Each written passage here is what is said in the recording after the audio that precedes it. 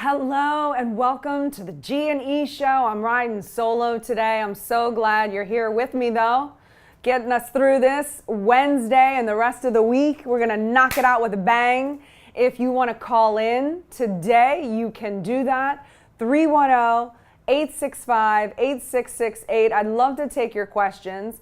I wanted to take this opportunity since I'm rolling solo today to answer any questions that you may have about your relationship or in life or anything that you want to know from me. If I can help you in delivering that answer to you or my opinion, I'm happy to do so. But first I want to tell you about the sales bootcamp we have going on this weekend. Friday, Saturday, and Sunday, Grant Cardone is hosting the sales training bootcamp. I will be there. It is my favorite event by far.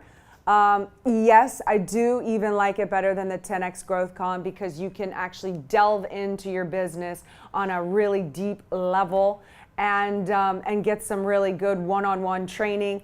And it's a smaller crowd, so I really get to meet and interact with people more. So I love it. If you're interested, what's the website they can go to, Francisco, for the sales bootcamp? I think it's grantcardonebootcamp.com. Okay, so I got that out of the way. That's where I'll be, and we'll see y'all this weekend.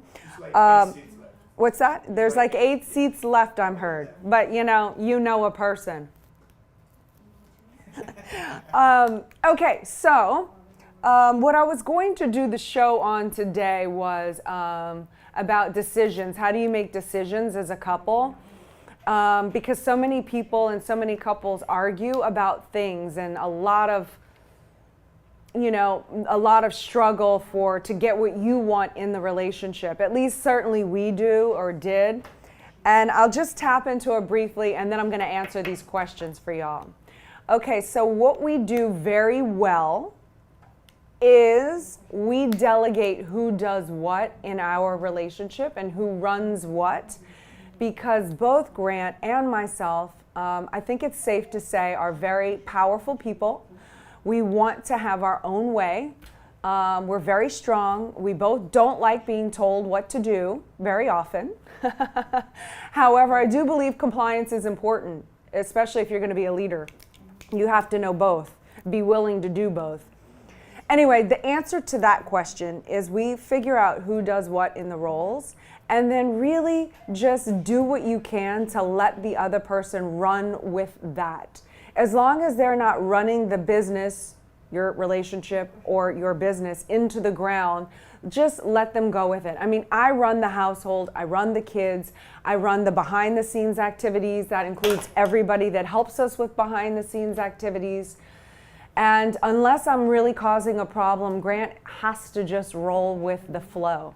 When it comes to my create on the house, I want to provide a beautiful, safe, warm, embracing, romantic, hot environment for us to live in. I want, when he walks in the door, I want him to feel relaxed, like shut off from the rest of the world, like, you know what, you and your family, we embrace you. And I want him to be recharged for when he goes back out and battles the world. Now, having said that, my taste might vary here and there on decor and whatnot. And I'm going to take his considerations into my consideration because obviously he has to live there too. But I don't run every move by him. If I want to mirror the column in our family room, and I think it's going to open it up and you're going to see the reflection of the ocean and it's going to make the room look bigger, blah, blah, blah, blah, blah.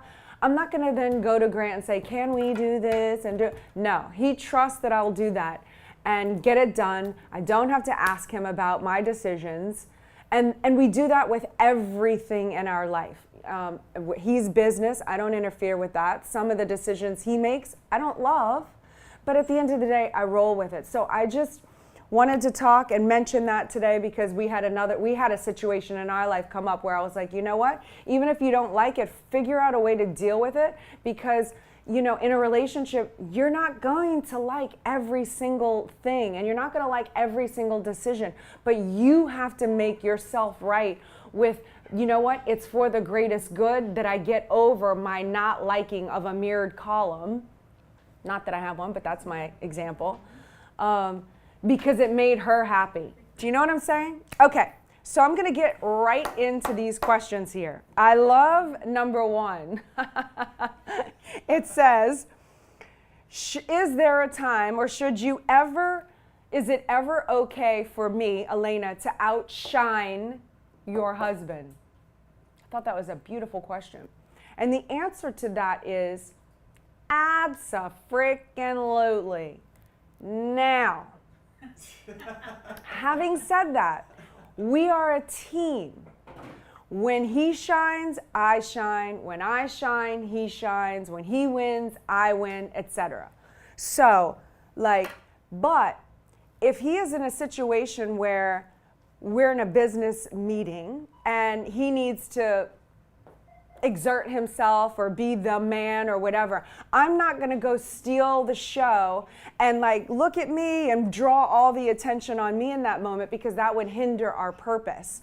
But certainly, if I needed to be in a situation where we're out with the clients or the partners or whomever, and I need to be the woman that shines and everyone's like, wow, what a dynamic couple and blah, blah. Yes, of course I'm willing to outshine him in moments. But we're very calculated as a couple, because we are very clear as to who we are as a couple, what our brand is as a couple, who we are, and we don't play oh, he can't have the light, and there's no egos involved. There's no egos involved. Like when Grant wins, I win. We are a team.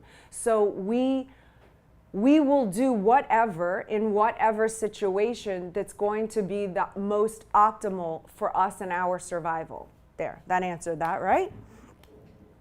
All right. What is the proudest moment you achieved so far, and how does it help you in realizing you can do anything you set your mind to? The proudest thing I have ever done in my entire life is deliver 2 children naturally at home with no drugs, no epidural, nothing.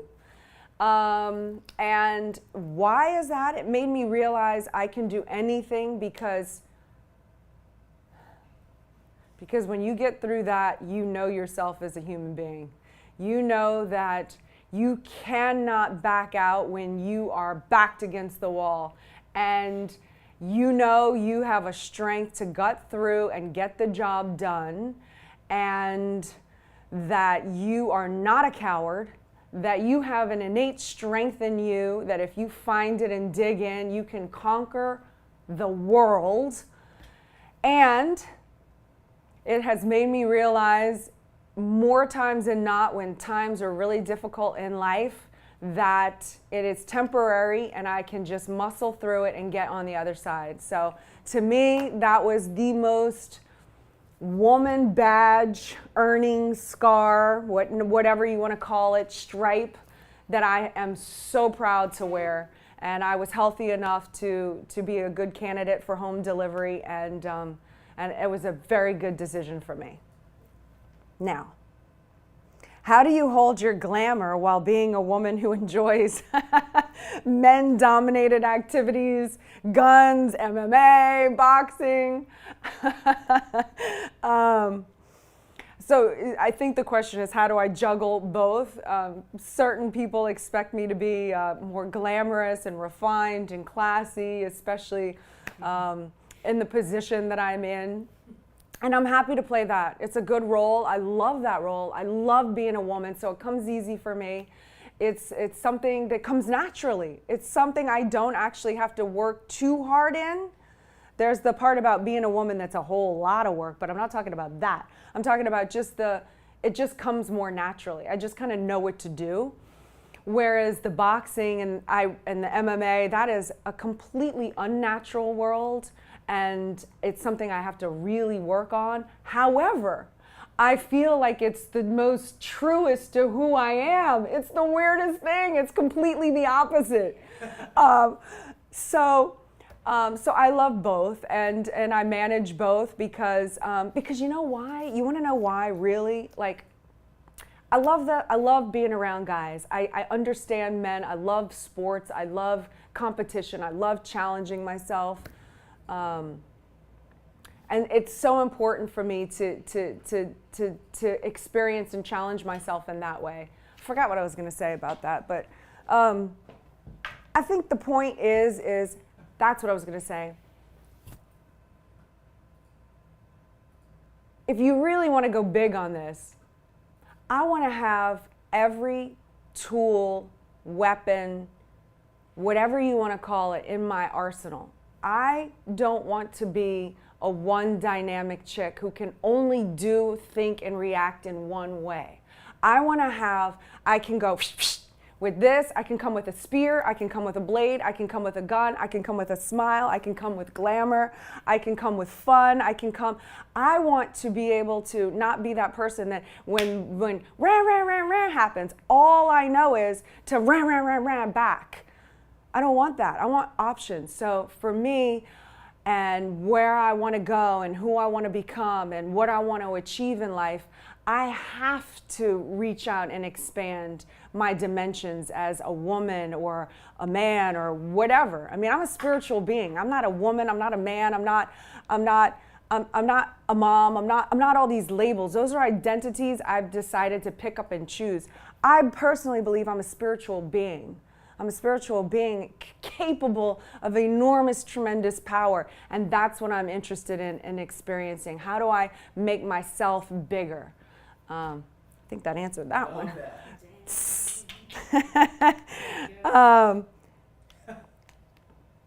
What's the hardest thing about being in the spotlight? The hardest thing about being in the spotlight is how accountable I have to be.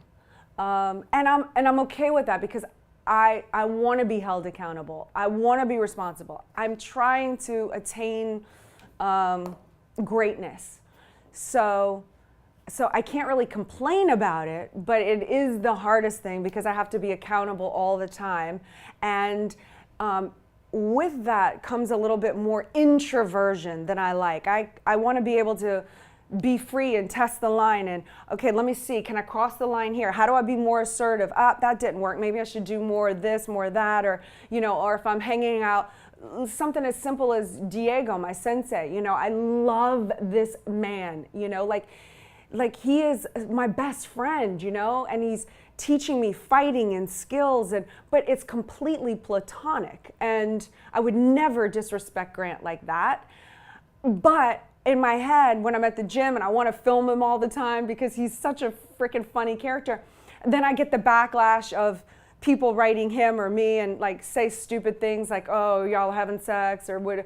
And so then it makes me go, wait, am I making that look? So I constantly have to put this attention back on me, like, how is this coming off? And I can't just be hanging with my dude friend, like I have to constantly see how it can be perceived by other people.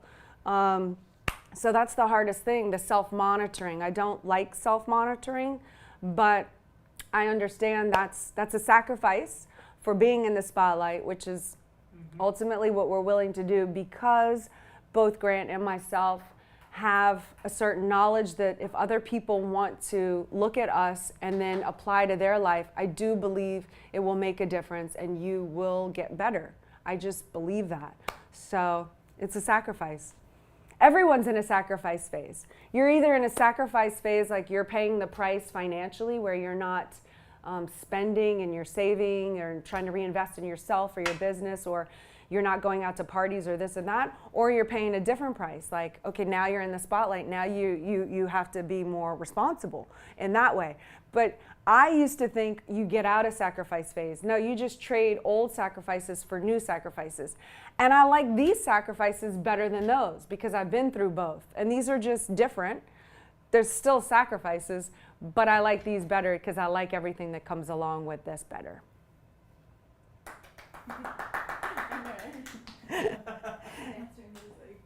Oh my gosh, that's so funny. You were born in Spain, but don't speak Spanish. Could you explain why?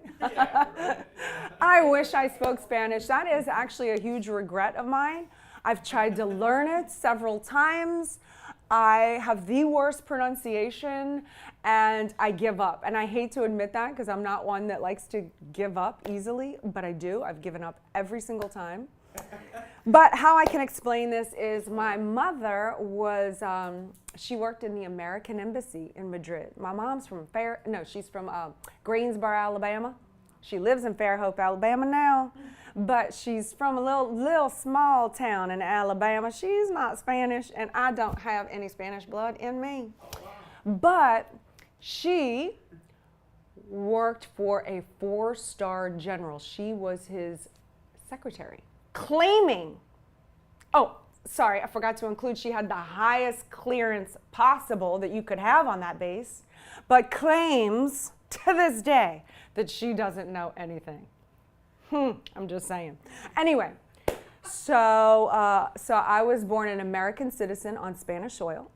And my sister, who was 5, and I was 1 at the time, my mom wanted to be back in the States. So we moved back to New Orleans. We moved to New Orleans when I was 1 year old. And since my parents never spoke Spanish to begin with, certainly they weren't going to teach us Spanish with that Southern accent.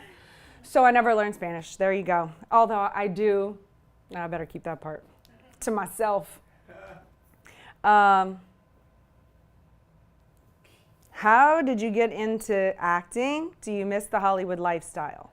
I got into acting as an escape from New Orleans. It was like, I got into acting earlier than that. My father and I would watch these shows and we'd imitate the actors, and he always wanted to be a radio actor because he was much older. Grew up in the Depression era. So I think it was in my blood a little bit, and I loved acting. It was always an escape. And then when I wanted to get out of New Orleans, I thought, well, I mean, I was 17, I just finished high school. What else could I do? Oh, I'm going to go to Hollywood and become an actress. Yeah, that's what I'm going to do. So I did. Like, there wasn't any consideration that I couldn't, so I went. Do I miss the Hollywood lifestyle? I miss working on sets. I don't miss anything else, but I loved working on sets. I loved the crew, I loved the family, I loved the camaraderie, the teamwork. I loved when I would do a scene that I was proud of. Most of the time, I honestly loathed what I did. I could never watch anything I do. It was very tormenting to me in my 20s and 30s. I've gotten a little bit better with that now, but at the time it was actually really painful for me. I don't even know why I did it, you know? But that's the only part I miss is working on sets and being a working actor. Working actor was amazing. Okay, you want to take a caller? Yeah. Let's do it. Christian and the YY2. All right, Christian, what's up? My sister from another mister. Oh! I like it. It's your brother from another mother. How are you, Elena? I'm great. You? I'm doing amazing. And I must say, I mean, you're killing it again. I mean, we need to get the fire trucks parked outside because every single time you bring it, you bring it. So I have a question for you.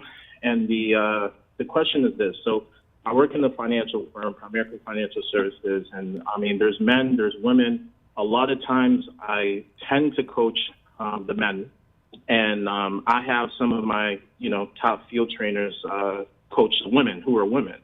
But sometimes I have to have conversations with people who aren't performing to their, potential, and I'm referring to the women.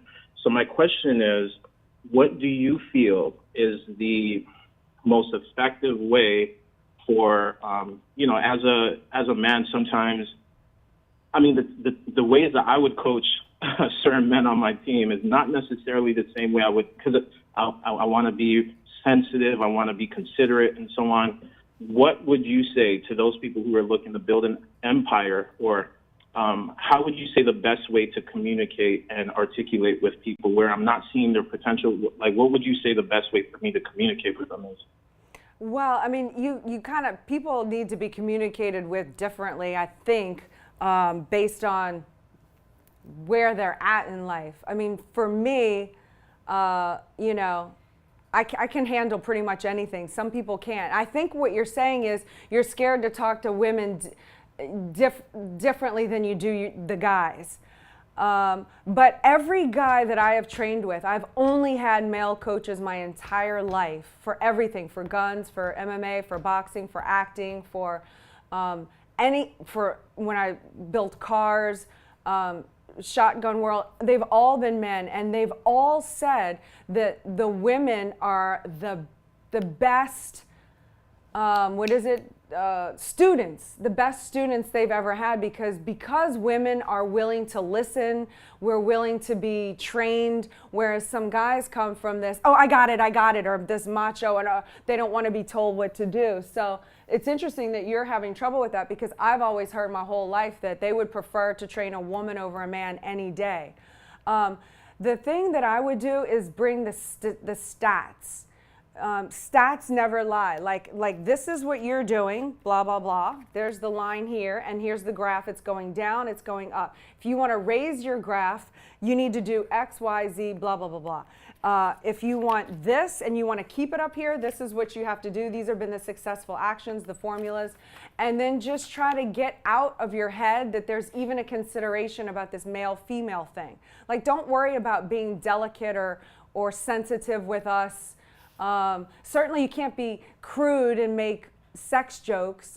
Those don't go over well with a lot of women. But certainly if you're just talking stats and how to really help someone or a woman, I think she'll be very open and receptive to hearing the information and data. I think women are very open to wanting to get better and improve themselves and proving themselves in the workplace, especially. Right. Thank you so much. I appreciate that. You're welcome. I'll definitely take that into, because I think sometimes when I have conversations, it doesn't register.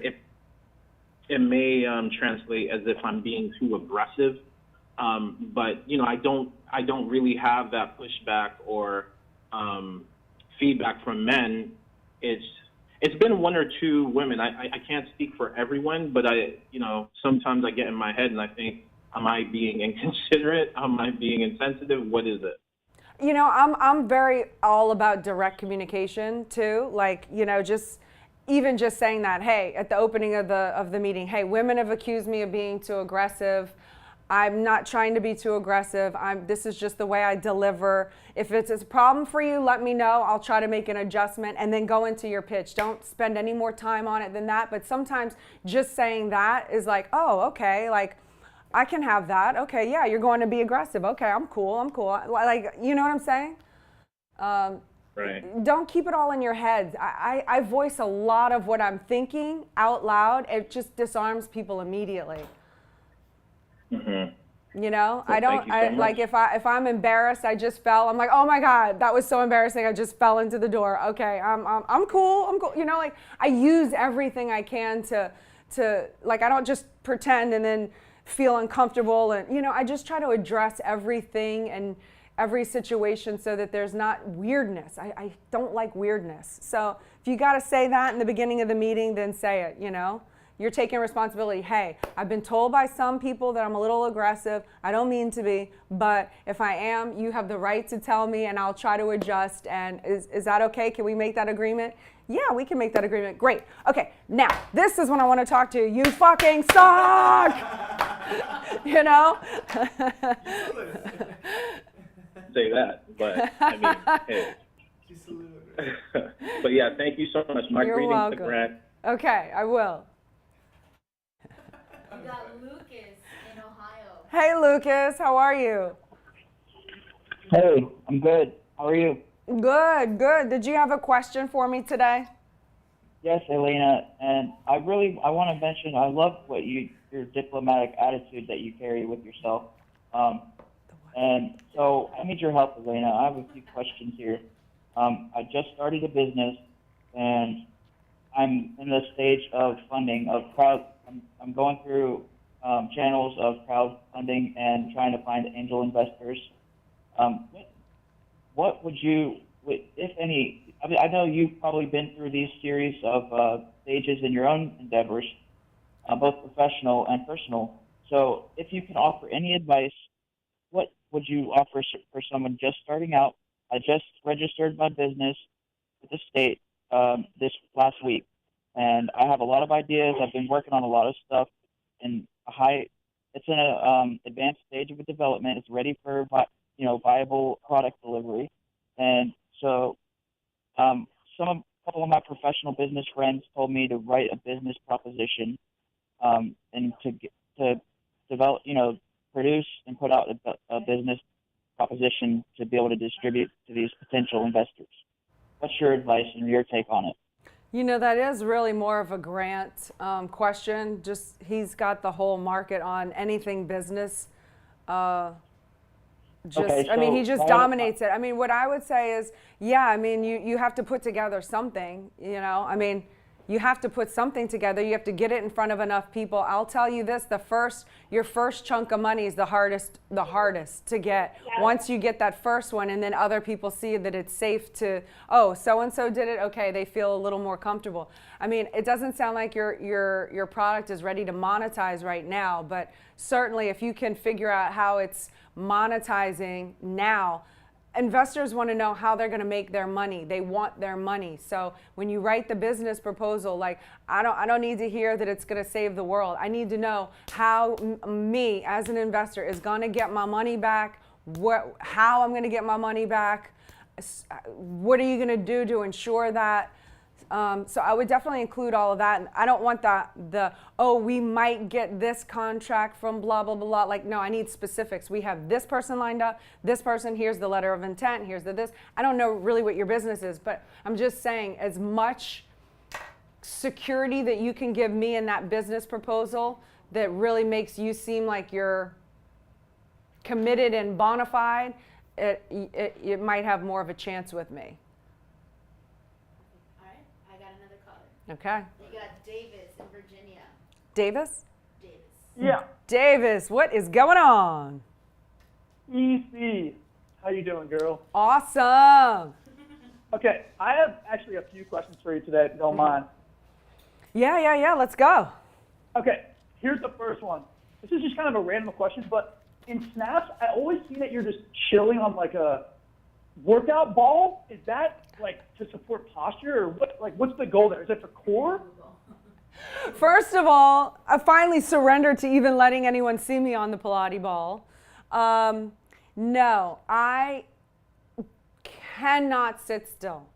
From a very young age, I was very hyper. Thank God the psychiatrists weren't around. They would have put me on a million drugs. I've had a trampoline my whole life. I'm just constantly in motion. I can't just sit on a sofa and watch TV. So I have that Pilates ball because I move on the Pilates ball. It's very weird. I don't know. I was mortified and embarrassed about it for so long. I was like, Grant, no one can know I bounce on a Pilates ball. It's so weird. But I do some of my best thinking on the Pilates ball and how I architect and come up with visions for us as a couple, as for the company, for this, for that. So I've just learned to embrace my weirdness. That's the only reason I have it. I do not sit on a sofa. I sit on a Pilates ball. Sometimes I do crunches, mostly not. Mostly it's just a constant motion thing. I don't like still. I was reading an article actually yesterday about the implementation of treadmill desks. So it seems that that's actually trending.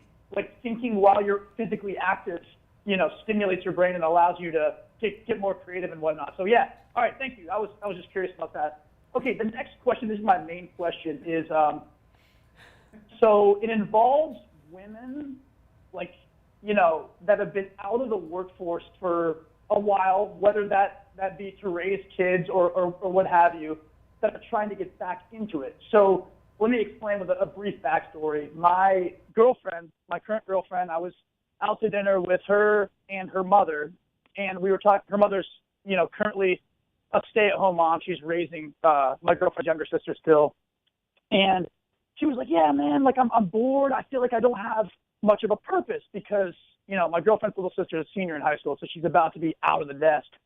She was like, "I have so many things I want to do. I want to write a book. I want to get back out in the workforce, but it's been 20 years almost. I'm intimidated, and I don't know how to sort of bridge that gap and get back out there." So I want to ask you, what would your advice be to, A, my girlfriend's mother, and B, just all the other women out there who are in this same boat, currently at a hiatus, still at home, but trying to get back into the workforce and get more involved and reignite their purpose? What would that be? Okay. She should absolutely start just doing whatever it is. She had a whole long list of things, write a book. She should actually start doing that. As far as going out into the workplace and feeling intimidated, too many people these days give too much attention on their feelings. Like, I don't care about feelings. Like, you've got to get in the habit of doing it anyway. There's so many times I am intimidated and I do it anyway. There's so many times I'm intimidated, I get laughed out, a door gets shut in my face, and I keep going back. Like, it's just, you know, just telling her, look, you know, go out. Once she does it and gets used to whatever's going to happen, she's not going to die. Then she'll have more confidence to do it again. The thing that's going to get her feeling less intimidated is by doing what she says when she says. So even if it's something as big as writing a book or something as little as I'm not going to eat a dessert and I don't eat the dessert, the more you do that, the more you build confidence in yourself. And the more of those little tiny little things that she can do, check, check, check, check, check. I mean, it doesn't even take long. In a week, she's like, yeah, okay, I can depend on myself. I can count on myself. This is why I'm valuable. This is, you know, and then she'll start giving that to herself. So the feelings of intimidation and all that stuff maybe subside a little bit more. But regardless, she doesn't have to wait a week or until she checks off all the boxes. She just needs to practice doing it anyway. You're intimidated, good, do it anyway. You're intimidated, good, do it anyway. Wow, It's discipline. well said. All right, you know? thank you so much. You're welcome.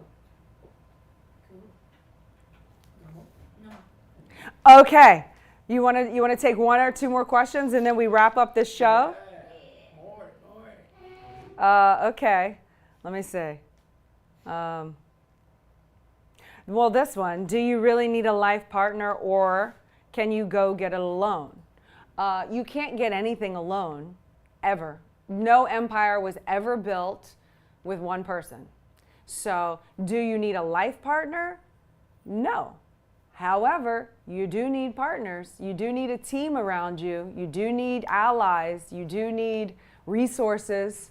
You do need people that you depend on that back your cause and are going to help you expand. You can't do it alone. So, you don't need a life partner per se, but you will have an extreme advantage over your competition if you have the right life partner who has your back, who is on the same mission, who is giving 100% equally in the relationship. When you get those right elements, two is stronger than one, period. Two is better than one, two is stronger than one, any day of the week. You get the right number two by your side, I'm gonna crush my competition who's only trying to do it on themselves, all on themselves. I will crush them.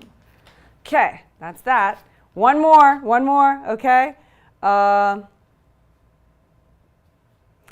do you deal with people talking to you about Grant so much?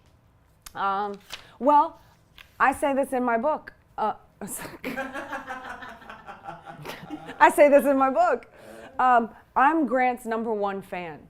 So in a relationship, become your partner's #1 fan. I can say things about Grant that he can't say about himself, that edify him, and vice versa.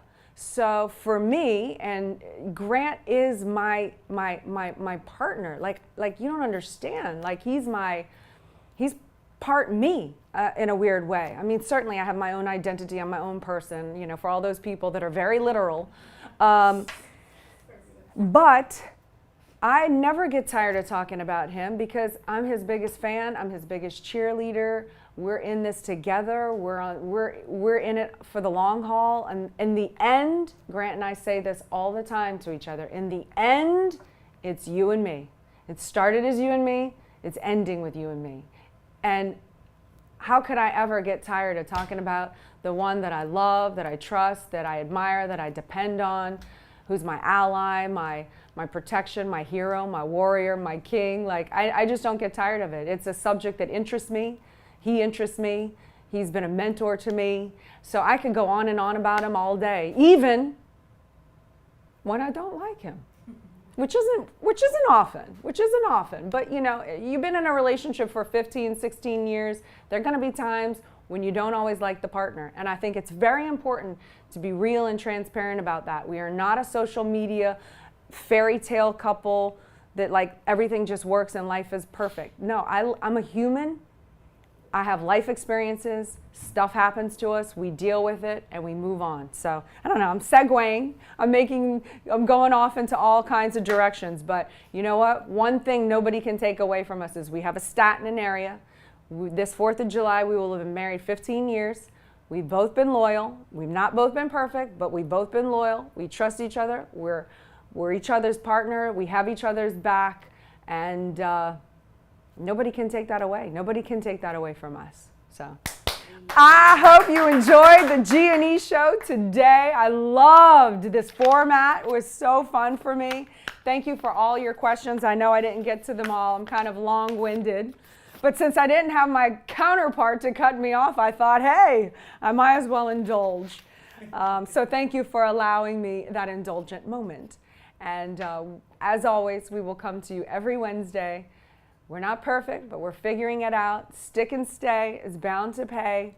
We love you all. Go kill it. Go create your monster mega empire. Help as many people as you can along the way. Be great, and I'll see you at the top. Ooh.